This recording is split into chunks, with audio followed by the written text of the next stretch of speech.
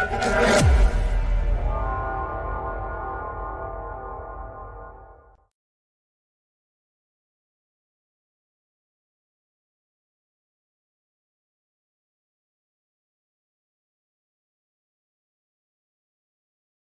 is going on, everybody? I'm your boy Retro Bliss, and this is Retro Gaming Rewind.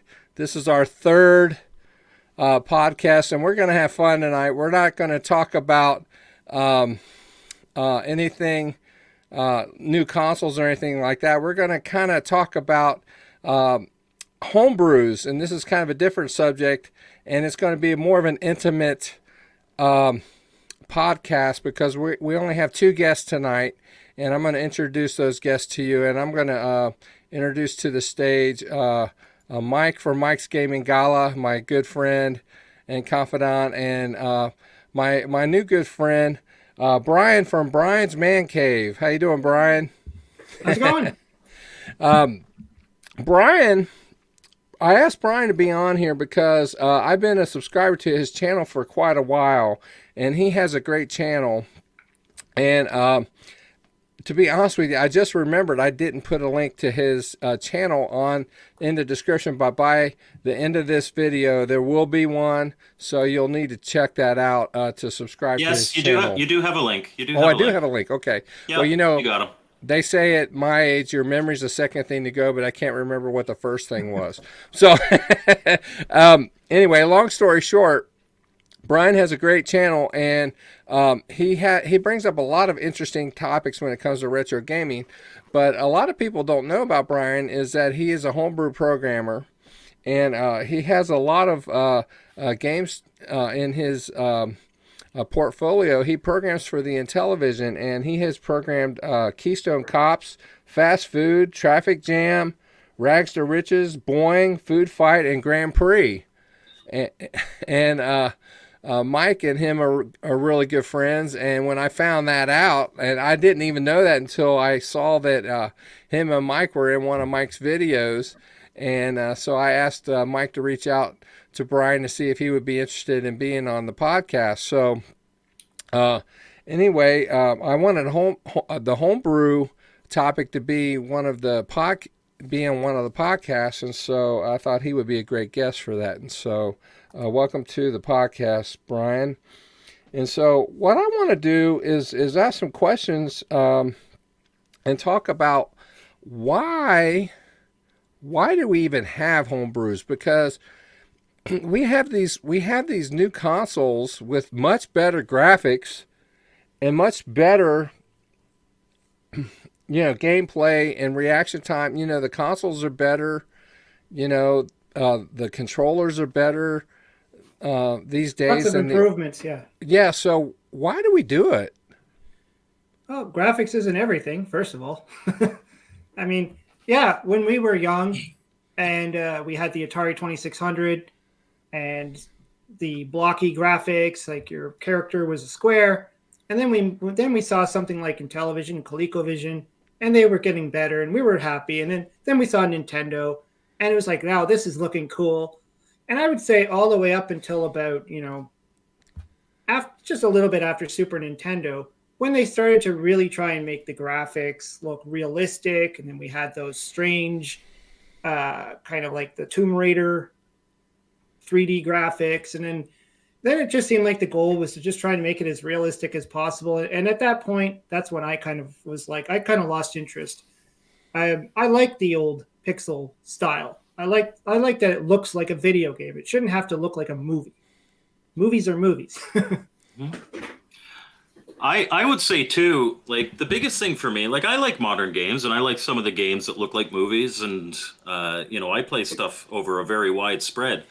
But if you're like, for instance, if you're nostalgic for the Intellivision and you have the opportunity to play games that have maybe a little more modern gaming sensibilities, a little more modern style, the type of games that you may love that came later on the NES or SNES or Genesis or whatever, and those type of games didn't really exist, but now you can play it on your favorite childhood system. That's awesome. I mean, quite frankly, and I'll just I'm not going to focus on Intellivision, but Intellivision, I think, best exemplifies this. If you told there was 125 original Intellivision games made, and I like a lot of those, but if you told me that I had to either get rid of all those and keep all the homebrews, or get rid of all the homebrews and keep the originals, I wouldn't even stop and think for a second. I would get rid of the originals because the homebrews are that good. And quite frankly, a lot of them now are produced in a way like this is a better quality box and cartridge than the originals came in. It's, as far as I'm concerned, several of the publishers produce something that is professional quality, and the games quite often are fantastic. I'm not the biggest fan of the ports, and we'll get into that later, but just the quality of some of the games, Pandora Incident, like that has very modern sensibilities. It's a survival horror in space, and you're just on a space station trying to go around and figure out what to do. And that type of game just didn't exist back then, but now I could play it on the Intellivision. Yeah, it makes sense though, because if you think about the earlier days of video gaming, and even if you go back to the 78, 79, when programmers had to conceptualize, there really wasn't anything to work off of. They had nothing. I mean, we had pinball, Pong. and Pong, and yeah, they had nothing. So they had like this brand new environment and this brand new thing, this brand new media to throw out to people. And what they did was impressive in its own way. And of course, generations later, we're going to take those and say, okay, this is how it was, and we could do it better. And we have the technology. We can pull it off now. I mean, programming for the Intellivision today is a completely different beast than when it was back in 78. So, you can definitely see that there's that transition phase, and we're not like the homebrewers are not going to just simply put out what could have been, what they would have put out like 40 years ago. So yeah, it does make sense. Yeah, they're not putting out 4K ROMs. It's like Champ Games. He just keeps pushing the size of the ROM. Turbo Arcade. Well, and it's funny because both Intellivision and Atari 2600, I'm a monotheist. So with the 2600, our Lord and Savior, his initials are JC. Like he's head and shoulders above everybody else, and it looks like 7800 games. Like it could almost be an early NES game that he's putting on there. It's absolutely incredible. And then with Intellivision, there's a lot of programmers. Some of them good. Brian's one of them. But there's the Holy Trinity. You've got Oscar Kenneth, who does awesome graphics, and you've got Carlos Madruga, and then you've got Oscar Toledo Gutierrez, who literally built Inti Basic, which everybody programs their Intellivision games in now. Like nobody uses an assembly code. He literally wrote the programming language and then wrote 2 books. And he also wrote a book on programming for the 2600. There are definitely some individuals, and I imagine for ColecoVision and Vectrex and all that as well. I'm not as thorough. There's one of the Intellivision ones. This is the advanced one. Yeah. I've got both of them. I've never programmed anything, but they're upstairs, and one day in my retirement, I'll have time to maybe make a Pong on the Intellivision. But I'll be in my walker. Walker. Retro Bliss Gaming. He's like, welcome to Retro Pong. Bliss Gaming. Mike's Gaming Galamade Pong. Just they've elevated it, and the fact that space is cheap now, like we can have ROM sizes that are massive. It means that these games can also grow, and you can utilize different techniques. Like one of the comments when I did my Elevator Agent review, Champ Games for the 2600, is just one guy who, and I know he's messed with some programming. He's like, there are too many colors on the scan lines. How does he get that many? What magic is this? And just.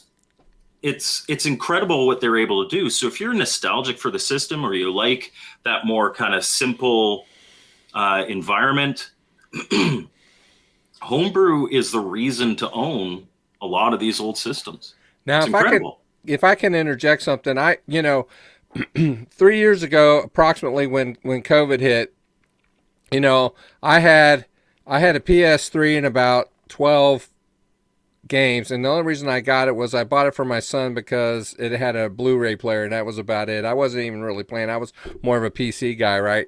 And so I was watching YouTube because we couldn't really go anywhere, and I'm thinking, hey man, there's this Retron 77. You know, it can play the old 2600 carts, and of course I'm an Atari fanboy from back in the day. Of course, the graphics were, but I kind of fell in love with it all over again just by watching it. And so I put a little thing on Facebook, hey man, does anybody have the old carts? Because if they do, I want to get some because I'm getting this Retron 77. So anyway, I started collecting carts, right? So I started collecting carts, and then next thing you know, I started collecting for this, and I started collecting for that, and then next thing you know, I started a collection all over again. And then next thing you know, I'm like, what's a homebrew? I heard about this homebrew thing, and I'm like, what's a homebrew? And so I said all that to lead to this. When I found out what a homebrew was and I started playing them, what it made me realize was it took me back to a time to what it made me think was, I'll give you an example, Scramble for the 2600. That was one of the first games. It's a port. And I know that some people may or may not like ports. I like the ports. Okay, now, okay, it made me think. What it made me do, it made me think. What if that came out when I was the 13-year-old kid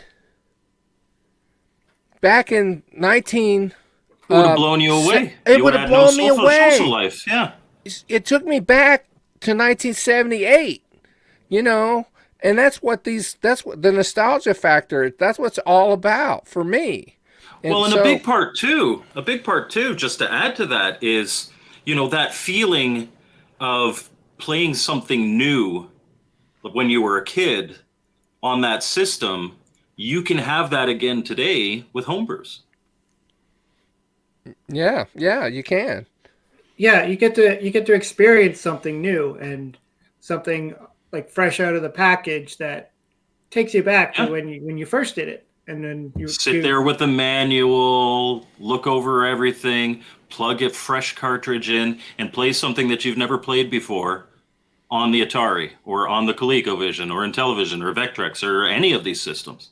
Yeah, any of your there are homebrews for the CDI. If you want to play homebrew on the CDI, you can do that. Atari Jaguar. I've done like 4 or 5 Jaguar reviews. I've got a bunch of Jaguar homebrews. It's great. Even the Odyssey, I think, has a good Odyssey selection. too. I've done a few. Yeah. That's amazing. And that kind of leads me up to what kind of consoles do you guys have homebrews for? Like for me, Atari is kind of my main one, but like I emulate a lot. Yeah. I collect mainly for the 2600 as far as physical games. But I'm getting into the Intellivision. I'm starting to get physical copies more for the Intellivision. But I emulate a lot, and I have a number of homebrews for things like the Master System and the Intellivision and things like that. So what do you guys have? I don't I'll have let you go first, Brian. I got a big list. I don't have a whole ton of homebrews myself. I do have some ROMs. As far as physical copies, like I have like one NES game, which is Tortoises, which was made by John Hancock's team, Cowitt's Games. And then the rest are all pretty much just, I have my Intellivision. I have a few Intellivision homebrews. And, I also have the Atari game that came out from Audacity Games, which is Circus Convoy. And that's like, and that's where it gets into like, I know they didn't like to call it a homebrew. They just like to call it a new game on the Atari 2600, which is what's happening now. Like Mr. Run and Jump, and like there's a few titles that are officially being released, but Yeah, that's about it. Like I never actually got into like I'm going to start buying up all the homebrews. I know it's something I kind of wanted to do, but some of the costs could be a little bit high, and yeah, it's money and scarcity. The thing about homebrews is, and we have to always remember, is that these are not major companies. This is not Mattel Electronics putting this out. These are small teams, sometimes even one dude who puts these boxes together, puts the ROM on the cartridge, deals with the store. And so you're going to get a small run of them, and then they're going to disappear until another run comes, right? So like my Keystone Cops game, it went up on the Intellivision Revolution store. I believe he sold them all, and then it hasn't been up for sale since. So whether he decides to do another run, it's hard to say.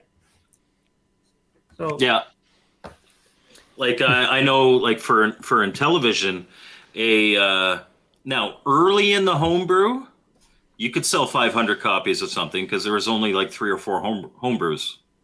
But now you're getting between 25 and 40 new games every year, and a big seller will sell 300 copies. Like that's like a big success.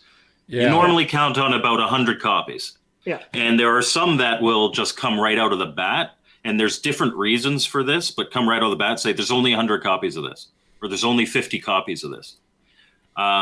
Sometimes it's for legitimate reasons. Other times there's one publisher that I'm not going to mention because I'm not really here to crap on anyone. But his limited runs are because by the time he's sold out, nobody's quite gotten theirs yet. And like, they're garbage games. They're absolutely garbage games. Packaged very beautifully. They're collector's items. But as for homebrews that I do, 26 physical, I do ROMs for pretty much everything, but physical, I've got Odyssey 2, I've got 2600, I've got ColecoVision, I've got Vectrex, I've got Intellivision, I've got NES, I've got Genesis, I've got SNES, I've got Jaguar, I've got Atari Lynx, I've got Game Boy Color. What else? I've got a couple other systems. Those are the big ones. It's a lot of homebrews.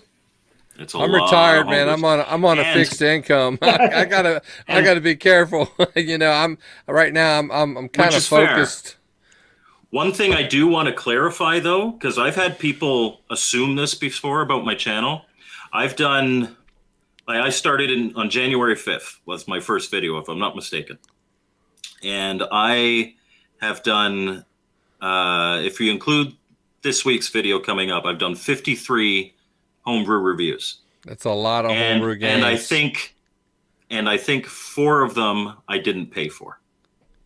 I pay for all of them. I know you do. There have been some where I've made a purchase, like Intellivision Revolution, who is actually the guy who publishes most of Brian's games. Intellivision Revolution, I made an order from his store, and he threw an extra game in there. He's like, hey, if you get a chance to review it. That was Missile Domination. I did a review of it. If somebody ever gives me a game for free, I owe you a review, but I'm allowed to have my honest opinions. Yep. I'm not gonna sugarcoat it just because you give me something for free. Yeah, but I do owe you a review. If you send me something, I owe you a review because you gave that to me to review. Yep. I agree with that. Yeah. I do now. I tell you one enough. I forgot 7800. I do. I am the 7800 is another area in which 5200 homebrews as well. I don't have any 7800 yet though. In my big atariage order, I have some coming. Yep. 7800. I do have. I think I have 6 7800 physical in my possession, and I can't remember how many that I've actually got coming, but I know that the ones that I've ordered, the ones I ordered were more ports because they were discontinued. So not to say that I won't get more, but the ones that I didn't get are still available. And I do want to clarify, I've got nothing against ports. It's just they don't excite me in the same way as a new game does. Oh yeah, there are some fantastic ports. I came Absolutely, close 100%. to ordering Beef Drop when AtariAge was doing that liquidation or whatever you want to call it. I almost ordered that one, and then I changed my mind. I'm like, no, I want some 2600 games. So I ended up getting Mappy and Good one. the what's his name, the porcupine guy, Oh, Sonic? Zippy the porcupine. Zippy. yeah, Okay, there you Zippy. go. It's it. Yeah. So those are the two games that I ordered. I you know, Speaking of Mappy, I know Bliss posted a video about this. I believe Mappy is a John Champeau game, correct? What is it? I'm sorry, I was distracted with the Mappy? chat. Mappy is a John Champeau game. Yeah. Yeah. So John Champeau is now, and they're in his store now. He's got physical copies of his games, including the two new ones, Turbo Arcade and Elevator Agent. So if you want any of those, and they're all ports, but they are 100% the best ports on the system. They You'll look never fantastic. get any better. Go to Champ Games after this stream and order them there. Yeah, don't stop the stream to do it, or multitask on your phone. So Sure. Yes, you can multitask. yeah, I was gonna say something. You got me all messed Oh, up. sorry, I scooped you. That's okay, man. I'm easily distracted. Oh, I know what I was gonna say. I actually did a video today on that, and it was June 22nd, and Mike knows this. That month, I felt the need to showcase all of the games that were being discontinued. And for a whole month, I only did it on the weekdays, but every weekday, I streamed 2 games a day that were being discontinued, whether I liked them or not. And the reason I did that was so people could see what games were being discontinued so that they could make up their mind whether or not they wanted to buy or order the game before it was discontinued, because a lot of these people had never seen or heard of these games. And so you'd be surprised at how many people reached out to me and said, thanks for doing that, because they had never seen that before. So, Well, yeah, so I mean that was a special case because they were going away. There was definitely an urgency to it. I've never covered an AtariAge game because I figure those get a little more press than a lot of the smaller publishers. But that was a big, big reason that I started my channel, is because I would go on a lot of these websites and they'd be like, oh, we got this Homebrew game. And I'd go to YouTube and try to find out a bit about it to see if I wanted to buy it, because these are not cheap. They're anywhere between, for a complete in box, anywhere between 50 and 70 bucks, and then can go up from there depending on packaging and all that. Some special editions out there. I know Cote Gamers has special editions. They charge more. But and quite often on YouTube, I would either find just somebody who recorded their television and you barely see anything, or you would see, oh yeah, Juno First is awesome.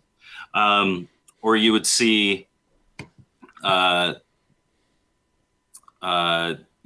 at all, or just there was no kind of indication, or at least like constant, like every game, anything you want to look up.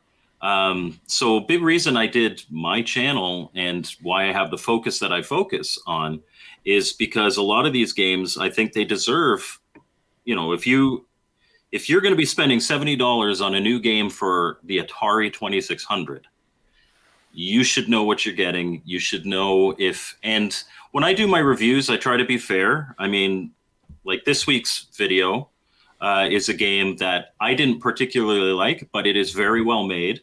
It's a port of a 1980s computer game. It just wasn't for me. It's well done. And I say that at the end. It's like, if you have nostalgia for this game, or if you saw this game and it looks like the type of game that you would like, it plays exactly as it looks. You will probably like it if you think it looks good. It just wasn't for me. It's the same. It's like your review you did on the James Bond game too, right? Where you were brutally honest about how it's... Yeah, that was a game where objectively it was bad. Yeah. Like you would read the manual, it would say you can do this, and then you go in the game and you couldn't do that. Yeah. And that's a game that I used to play a lot on the Commodore 64. So when I was watching you play it for the first, like when I've seen it for the first time on your channel, I was just like, oh, they butchered it. Yeah. Seemed incomplete. It was. Yeah. And the one level wasn't Moonraker, it was Moonracker. Like you couldn't even spell things. Like I understand it came from Italy, but and that game was €100 plus €25 shipping. I'm a huge James Bond fan, and I like my channel was still fairly young. I'm like, yeah, I want to review that. It's out right now. It's in limited numbers, and that's the guy that does the limited numbers, and just they're crap. And then his next game was Ewok Adventure, and and so after, like, I'm in Canada, after I had that experience, by the time it came through customs, by the time all the conversion was done, I spent between $200 and $250 Canadian on that game, on a crap game. And if that had been the first homebrew that I had ever gotten, I never would have bought a homebrew again. Yeah. So I felt I had to be absolutely brutally honest, because there are absolute gems out there. And it's games like this that really, if that's going to be somebody's first experience, they're not going to stay in the community. And then, so for his next one, I was like, I'm not spending $250 to review a crap game, but I'd like to review it. And so I Facebook message a whole pile of people that I knew were going to buy the game because they had to have everything. And I was like, listen, I am more than happy to pay tracked, insured shipping both ways from you to me, just for me to review the game. And every single one of them came back to me and was like, and even ones that normally will buy like 2-3 copies of every game just so they have it, came back to me. It's like, I would, but I only bought one copy and I'm keeping it sealed because I have no interest in playing that crap. But then these are the same people posting on his sales site, oh, thanks, another great game.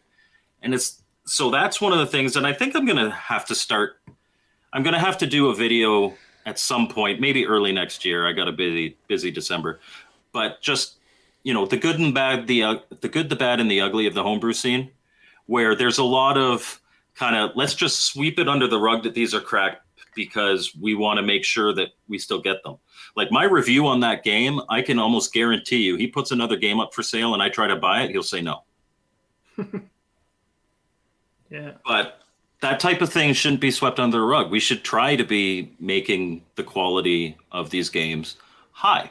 And, they're not all games are going to be created equal, but at least deliver on what you say it's going to be. And if anything, if a game is kind of lackluster or not to the point where it should be released as a full-on physical, just release the ROM and, charge $10, $15, and there you go. Something, fun. A lot of developers, they actually release a lot of ROMs for free, right? Just to say, I worked on this. Like I put one game out only because it was a really early, like literally when I first started learning how to program on the Intellivision, I made a perfection game. And it was really just for my ability to code something. And then I thought, well, what am I going to do with this game? And, I'm like, this isn't complete. It's not really something anybody would buy. And I thought, heck, I'll just give it out to the world. So I went on the AtariAge forum, threw it up there, and then I just threw a link. I'm like, hey, guys, go get it. Give me your feedback on it, So that's really cool. Yeah, when I want to tell a story. When I first started my channel, that spring, I started in the winter of 2020, and that spring of 2021 was when I first met Brian of BD RetroMods. I went to the show, to Korg's that spring, and in that show is where I met Michael Thomason. Oh. And Michael Thomason was there, and I really didn't know much about homebrews then. And he was at the table, and for those of you who don't know who Michael Thomason is, actually, Mike can explain who he is. But he was at the table, and he had some homebrews there, and he had the homebrew of Kung Fu Combat 2 for the Atari 2600. And I said, "Well, what is this?" And he showed me, and he opened it up, and there was a headband for it and everything inside, and he was explaining what the game was, and it was like the closest thing you could ever get to basically Street Fighter for the 2600. And I thought, man, I've got to get this, so I bought it from him, and then later on in the show, I met Jason Santucci, who has programmed a lot of John Hancock's games, and that's when I got Game Panic. Was it Game Panic 3? I think it was. Anyway, Game Panic 3 is his newest one. Well, I can't remember. That's a 2023 release, but Game Panic, maybe. Maybe it was Game Panic. Anyway, it was one of them. I can't remember. So anyway, long story short, I bought the game, whichever game it was. I bought the game, and I found him on Facebook. And I like the game, and as you know, I like to stream on the channel. But when I stream, I emulate, and I like there to be clarity. And so I reached out to him, and I said, Jason, is there any way you could send me a digital copy so I could stream on the channel? Because I want people to see this game. And he said, sure. He says, by the way, do you have a copy of your logo? And I'm like, okay. I'm thinking, why? And so I send him a copy of my logo, and so about an hour later, he sends me the ROM of his game. And so I load up the game, and when I open up the game at the beginning of the game, there's my logo inside the game. I'm like, oh, that is so cool, And I know the programs do that a lot of times so that they can prove that, you're not distributing their game to other people. I know that's why they do that, but I thought that was watermarking really cool. it or something, they're watermarking it. If you give it away, they're gonna know it was you. Yeah, exactly. Yeah. And I had Keystone Capers, the 7800 version. I can't remember his name. I'm very embarrassed because he did such a good job on that. I asked the same of him, and he did the exact same thing. He didn't put my logo in there, but he said this version belongs to Retro Bliss Gaming, Phil Barnhart on there, and I thought that was really cool. But I know that's why they do that. But I just thought I'd say I kind of did the same thing with my Grand Prix game. Willie from Arcade USA, he reached out to me and he requested that I make that game. He because I was like always like, hey guys, any suggestions, throw them my way. And he just reached out. He's like, I'd love to see a Grand Prix from the Atari on the Intellivision. And so when I created it, I ended up putting his little cartoon or whatever that stamp he has of his face, and I ended up calling it in that version Willie's Grand Prix, just so it's his own. Yeah. To answer Jared's comment here, seeing homebrews that use different controllers like paddles, trackballs, and stuff, 100%, I would absolutely love to see that. And the problem with that is that it limits the market. Like if somebody doesn't have paddles and stuff like that. It's exactly the same problem as why they didn't do it in the first place. Yeah. I remember having that conversation with, I think it was with Daniel Kitchen. I was talking to him and I asked him about that, and he said that was one of the key factors was, having a paddle that's extra programming, and if it's only paddle, you're limiting to people who have the paddles, and that's not a good thing all the time. So that said, with Atari now having new paddles that you can buy that will work on any version of the Atari that you've got, except for the Retron 77. Yeah. Make them available. Maybe more paddle games be coming out. You never know. I would love to see them. Like when I reviewed Ricardo Pim's Spiders and Flies, I would have loved that as a paddle game. That would have made a great paddle game. I like it when they can incorporate the ability to use both. Like yes. Oh, yeah, that's great. Astroblast on the Atari 2600 is a good example. You could use the joystick, you could use the paddle. Yep, Turbo Arcade. You can use the You can use joystick. You can use a driving controller and a joystick, or you can use a pair of paddles. Yeah. Yeah. So Wacky, he's Wacky World of Windios. He's a frequent watcher of the channel. He's actually programmed a few games. That's kind of nice to know. That's kind of cool, Wacky. Yeah, and it's all in assembly for these systems. But like I said, with Inti Basic is the programming language that Oscar Gutierrez put together. That makes it so much more accessible for Intellivision. I know there are some applications for the 2600 as well that make it a lot easier. Like There's it's becoming Atari, much more Atari that's Basic. it. Yeah. Atari Basic. It's making it so much more accessible to the point where somebody like me could actually maybe figure it out. And whereas like assembly language, which is what they're teaching you in this, I got it because I really support Oscar, and I dream of one day being able to make something, but yeah, I bought that book learning as well. assembly. I bought that book as well, and that's another one of those.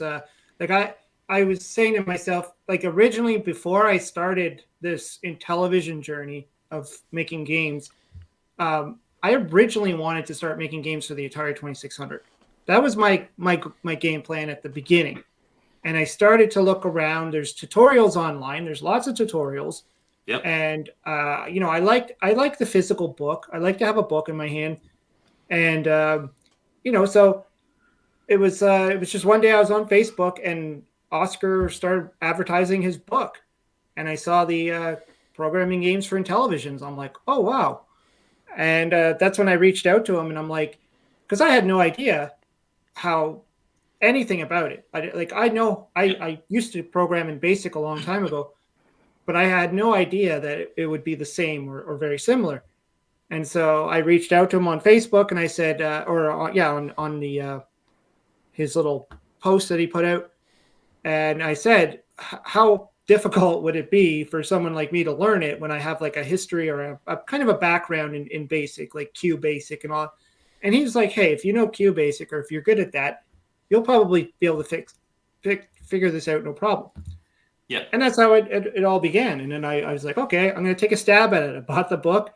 And, the whole time I'm thinking it's going to arrive. I'm going to read it. I'm going to be completely lost. And this was just a waste of time and money for me.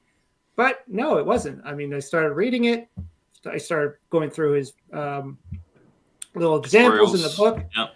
I joined the AtariAge forum, which has a programming section. You can actually go into the forums. There's all the different systems. And for each system, there's like a programming forum. You go in there, and then he's got an Inti Basic forum and assembly if you're an assembly coder. And they're literally the guy that wrote the book answers your questions. Yeah. He's very good at that. He's nano chess on the AtariAge forums. Yeah, I in the beginning when I first started, I was always messaging him on Facebook privately, and I was like, "Hey, I'm stuck on this. I don't understand." Or on page 23, you do this. What the heck? I was doing that a lot. I was like, "Can you help me with some code?" And I'd throw it into the drop down, and he was very helpful, and he was always, willing to do it. But I was just feeling bad about it. I'm like, I don't want to keep bugging him. And that's why I thought I'm going to go to the forums and just post it up there. And then usually within half an hour, someone's posted something in response to your question, which is cool. See, go ahead. Sorry, I was just going to say, go ahead. You know what? Bliss, you go ahead, and then I'll say my thing. I'm sorry. I was just going to interrupt you. You guys are talking about programming. When I was young, I had an Atari 800 XL, and I did some limited programming in BASIC, and but I'm a musician, and so the 800 XL can only play 3 notes at once. That's all it will play. And so I programmed Jump by Van Halen. I swear, not the whole song, but yeah, The chorus or whatever. but that was all I could do, and so I thought, and that was the limit I could. But anyway, go ahead. I just brought back memories. I wish I could have. Yeah. I didn't save it. I don't have it. I wish I still could, because I have an 800 XL now, but I don't. I remember in high school in the computer lab, I made what was the name of that? On the little classic, I'm a HyperCard. I made a HyperCard 3D shooter. But this is the LTO flash. This is a flash cart for the Intellivision. And we're just speaking of Oscar and how good he is at helping. And Brian's been programming for a few years now, but we're actually working on a game together that's coming out next year. It's a Homebrew Inc. game. He's programming it, and I'm kind of, I think, a producer credit. Like, I'm giving input on stuff, and I'm a game tester on it. But I don't make any money from it. But I know for a fact we were having a big problem with music tracks, and Oscar was able to still now today help Brian to figure that out. And I think I've played it a few times. I think the version we have now is probably the release version. It's great. Hey, guess who's on the channel, guys? Hey, it's JC. The man himself. We were talking about you earlier. You have to come and see what I called you earlier. Man, we did a video on your grand opening today on the channel, man. We're so excited that you have your homebrew ports available. It's such a big deal here. It is. We're so excited. Good to see you too, John. Yep. I've got all but Avalanche. and I'm gonna get it. So I think I have a pre official version of Avalanche that you wrote in my collection. I don't know where I found it on the internet. I don't know. I found a bunch of homebrew ROMs early on a number of years ago, and that's where I found when I did the back when they discontinued all the ports. I found them all. I have them all. I don't know where I found them. I got them all. Is Avalanche the game that's kind of like Kaboom, where there's stuff falling from? Yeah, that's where Kaboom was. It was inspired by Avalanche. It was like an original arcade, I believe, and then yeah. Earlier we were talking about how programming is more accessible for a lot of these systems. I was a Kickstarter founder, but it's now just legit software that you can get on their site. But I have half made probably about 4 NES games using NES Maker. And it is very, very approachable. There are, like, obviously it's one of those things where, like, you could, if you just use it straight at it as is, you can make a very basic game, you make your graphics in it, and you can do a lot with it. But then there's some people are taking it and you can actually open up the scripting part of it and script some code as well and just make it that much more. But it's a really cool way that, for $120 that gets you, like, I think it's $120 gets you the software plus an infinite Nest Lives cart burner kind of thing, or flasher, and then you can play on your actual Nintendo a game that you made. It's really, really, really cool, and I did a video makes it accessible for a lot of people. I did a video on that like 4 years ago. I can't remember now. Several years ago, I remember doing a video on that, and I was quite intrigued by it then, being that it's I guess it's kind of like a GUI type of thing, right? Like a user interface, and but it makes it incredibly accessible. I've made, scrolling shooters. Well, again, I've half made scrolling shooters. I made like a Zelda style whole world map. I made the whole world map and an underworld and everything. And I just never had the time to finish any of them. But that's really the thing. Cool if somebody's interested. That's the thing about making homebrews now is that, we were talking earlier about ports, and I know Retro Bliss was saying, he likes the ports, and Mike is like, he's okay with ports. He's kind of on the fence or whatever. And honestly, the reason that I think a lot of people make ports is because the game's already designed. That's done. All you have to do is figure out how to make it work on this console. And so Yep. when I started, obviously Keystone Cops was my first game that actually got like published. And it's a game that I always loved playing on the 2600. It was like one of my favorite games. In fact, I bought the Atari 2600 Junior when it came out just so I could play that game. And I thought, this is perfect. I love the game. I could focus on building it. I don't have to think about how the level design is going to work. I don't have to think about how the characters are going to react. I just have to watch the 2600 version and copy it, essentially. Mimic it. Yeah. Yeah. And so it just makes things easier. But more recently, I've been like trying to branch out and start making my own games.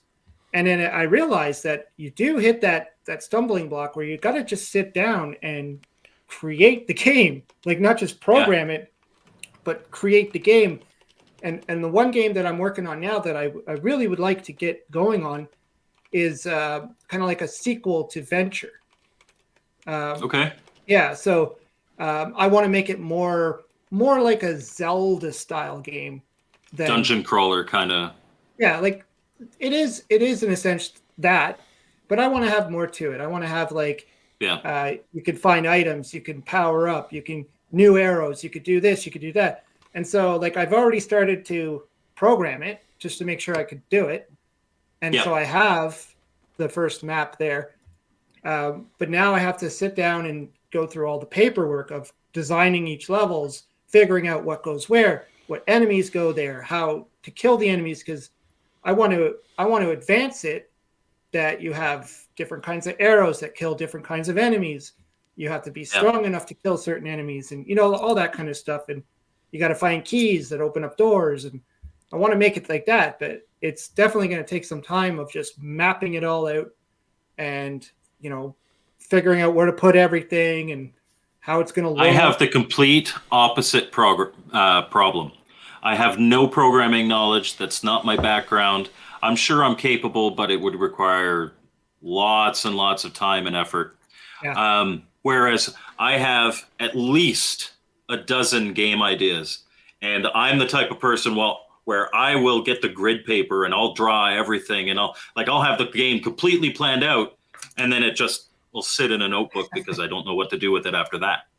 It's funny too with programming that you mentioned that.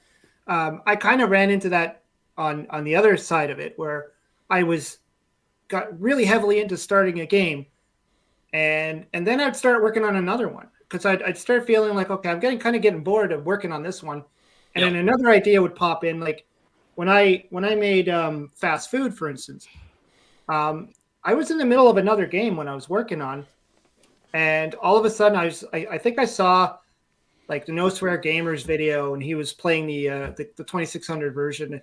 And I'm like, that would look cool on the Intellivision. And all of a sudden I'm like, I'm going to do it. And I just started programming that. And then in between that, I'm like, it'd be another cool game. And I think I was working on like 5 games all at the same time. And which is why I ended up with the stack of games that I created, because I went nuts. And I think I need to slow down here. There's too much going on. Even I only have 2 of those. You should send me promo copies of the rest of your games. Even the one we were talking about earlier, the one we're working on together. Yeah, it's not a secret. It's not a secret. It's been Napoleonic Wars. Okay, yeah. So Napoleonic Wars was a game that I actually programmed about 2 years ago, and I called it Strategy War. It was like a Stratego. Yeah. And so and it was going. Originally, it was going to be released from Intellivision Revolution as that, and I just have so many on the plate that he's already wants to publish all these other games. It just kind of fell down the list of one day, and so I thought, hey, and then where now I know Homebrew Inc. is the anonymous publishing name, so I'm not going to mention people's names, but the guy who decided he wanted to publish this, one thing he's really good at is kind of taking a game where, like, he sent me that ROM first. Is like, what do you think of this game? And I'm like, well, it's a generic Stratego, but I like Stratego. Like, the core game is good. And he's like, what do you think we could do to elevate it? And that's where, like, we've taken this, we've put in, he brought people in to do some awesome graphics. We got awesome music. The gameplay's still there. You added 4 other maps. Yeah. So, like, we've now taken that, which would be a kind of basic port of a popular board game, and just elevated. Now it's something a little more worth the value of, buying a new complete in box Intellivision game. But it's a solid version, and there's little cutscenes. You already had the cutscenes in there, but obviously we brought in I had a some guy who's basic really ones. good with graphics. Yeah. That's so the thing. There's so much added. Learning, like, first I had to learn the programming code, the language itself. Yep. Then I started to learn other tools. Like, music is something that I'm not too thrilled about doing myself. I did it myself. Like, I did create. I noticed on Traffic Jam, the music in Traffic Jam was bad. The title music. The game was good, but that music was bad. It's just generic songs that I found. Yeah. Keystone Cops, and I did a few because when I was making Keystone Cops, it was Reb that's like, now you just need to add some music to it. I'm like, music? And I'm like, okay. So I grabbed my the original version didn't have music. Yeah, I grabbed my book and I'm like, how do I make music? I literally I figured it out, and I found some sheet music and I put it down. But it's not my favorite thing. I confess it's not my favorite, and I'd rather have someone else do it. So whereas for Napoleonic Wars, I'm a history guy, so I was like, no, it's got to be actual music from the period and all this stuff. So I found on YouTube the marching music for the French army and the British army, and sent those to our group chat.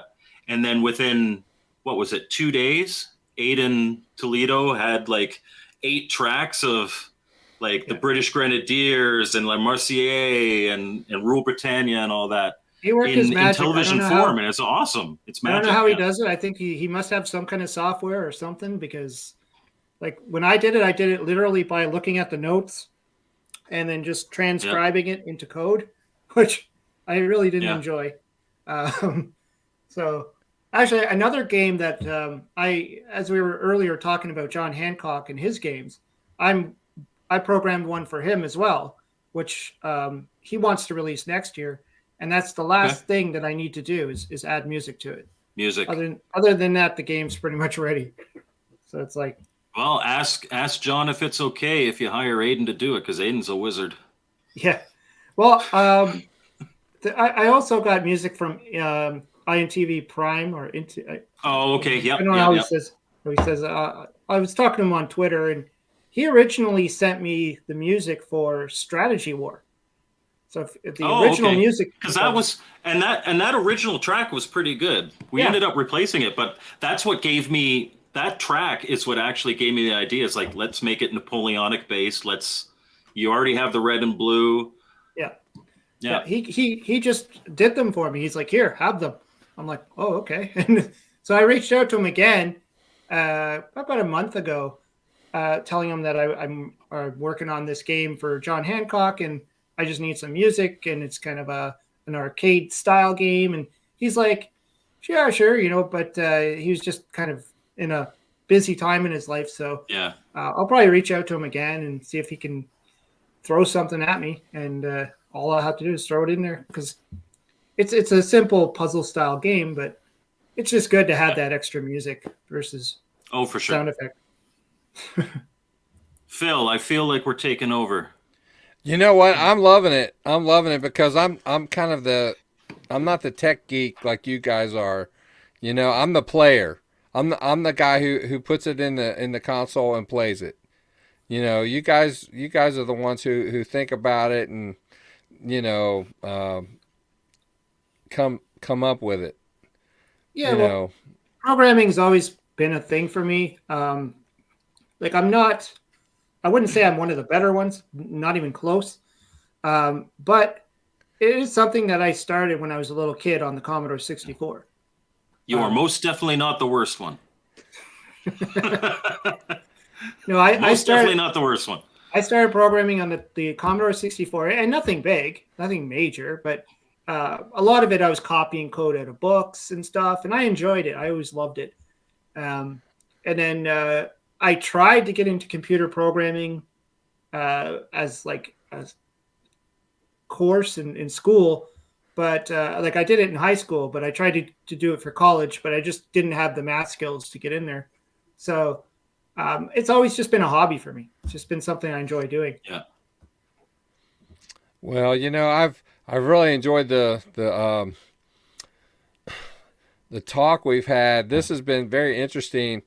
I've got to say, since John's been on here, I had the privilege of being the first person to order off his website, and I'm hoping to get my new elevator Elevator agent. Yeah. Sorry, I keep getting the original was elevator action. Yeah, and then Turbo Arcade here. I have the ROMs and I can play them and emulate them right now. I haven't had a chance to really sit down with them yet.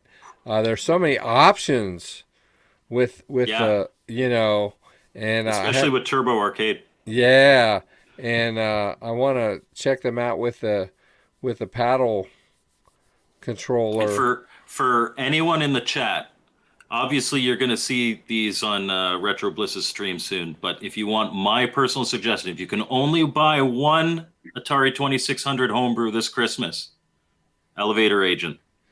Oh, I love that game. Fantastic game. And just mind-blowingly incredible that it looks like that. It looks like a 7800 game. It does, and it's so amazing. And and we were talking about the music. I don't understand how they got the music to sound that good coming from a 2600 console. And if he's still in the chat, he can correct me if I'm wrong, but I believe when I was talking to him in Portland, when I was talking with him in Portland, he said Elevator Agent took 6 years of development, and it shows. It absolutely shows.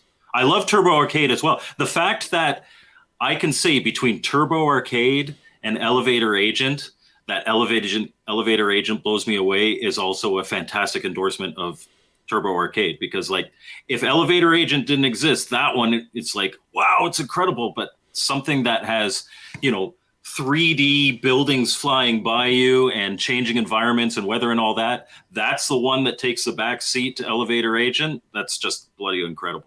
Well, let me tell you this. I'm such a Champ Games fanboy, and John Champeau can put a amen to this on the chat. Every game that I buy of his, I buy the ROM also. And I put them on my Harmony carts, and I put them. You cannot put Elevator Agent and you cannot put Turbo Arcade on your Harmony cart, because Elevator Agent is 64K and Turbo Arcade is 128K, and the Harmony carts and the Encore carts will not support that. But I put them on my Retron 77s. I have 2 of those. And I play them on my big screen TVs, just because I want to have them. If I want to get my Atari fix, if I want to, like if I go on vacation, I'll throw my Retron 77 in the suitcase, play them in the hotel, do whatever. I've got to have my Champ Games at the ready. And I play them on the channel on a regular basis. You know that, Mike. I play them a lot. Oh, yeah, absolutely. So, anyway. And I actually have to look at my AtariAge order that I still haven't received yet from Me June. neither. But I have to look at that order, because I know there's some of those Champ Games on there. I have to see which ones I'm getting from Atariage, and the ones that I didn't pick up, I'm going to have to pick up from Champ Games. I need to get the full collection. Yep. You've got to. Like I said, the only one I don't have is Avalanche. So anyway, well, guys, we've been at this for about an hour. If we think we can do this again, we will. Brian, I appreciate you being here. You've been a fantastic guest on the channel. We've had a bunch of fun. So with that, I'm going to try to sign off. Last time I signed off, this didn't go so well. First time it came back to us, and I mentioned how great your extra was. Yeah, well, last time it didn't go so well, but we're going to try it again. But anyway, with that, we're gonna get out of here. If I can. Bye, everybody. Bye. Where's my ending clip? Oh, there's Third show. You should have this down, Bliss. Come on. I know. I practiced, but see, like I said, when you're old. Anyway, you guys take care. We're gonna have another one on Saturday night. We're gonna talk about video game nostalgia, and this one's going to be really fun. I think Poder's going to be on here. Mike's going to be back on here, and we're also going to have Brian from BD RetroMods. I think we're going to have a 5-person. That's going to be really interesting. I don't know how we're all going to fit on the screen. It's going to be kind of lots crowded. of little squares. Yeah. If you can get 6, we'll do the Brady Bunch thing. Yeah. We might have to figure a way to do that. So anyway, we'll see you next time. Take care, guys. Bye. Bye. Bye.